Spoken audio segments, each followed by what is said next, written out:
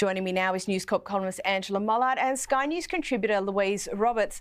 Louise, what were the highlights of the trip for you?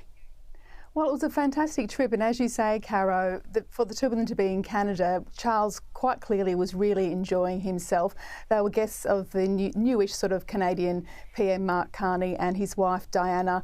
It was a whistle-stop tour, which is sort of more about their reign now, sort of short, sharp tours, as it were, and some really fun moments. Charles met some sheep. He dropped a ceremonial puck for a street hockey game for a bunch of Canadian kids, and also the household staff were seen buying some maple syrup for back home, obviously at Highgrove. So overall, a fantastic trip, and the warmth and generosity of the Canadian people was absolutely outstanding. They absolutely adore Charles. In fact, one woman showed him a tattoo on the inner side of her arm, which apparently was the cipher of the late Queen Elizabeth, the E and the R and the Roman numerals in between that, and sort of said to him, well, I'll get one for you next. And there's no sort of recording of how Charles reacted to news that she was getting a tattoo for him, but no doubt he would have made her feel comfortable and would have felt that it was a really lovely gesture by her. But there was sort of a cappella, God Save the King. There was, thank you for coming, and lots of people sort of just so thrilled to see them. So what a great trip.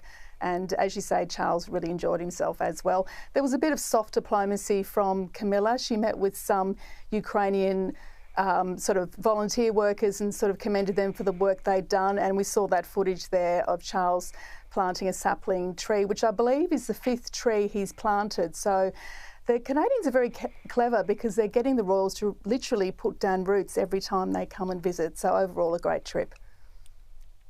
Yeah, absolutely. Couldn't agree more. And Angela, what's the broader geopolitical significance of this visit? And do you think it's been achieved? Oh, hugely. It's achieved. It's stamped a foot on the Commonwealth and the power of the Commonwealth. And if you think about it, Charles is not just a figurehead king. He's, in some ways, you could look at his late mother and you could think she stood for longevity and that sort of constancy.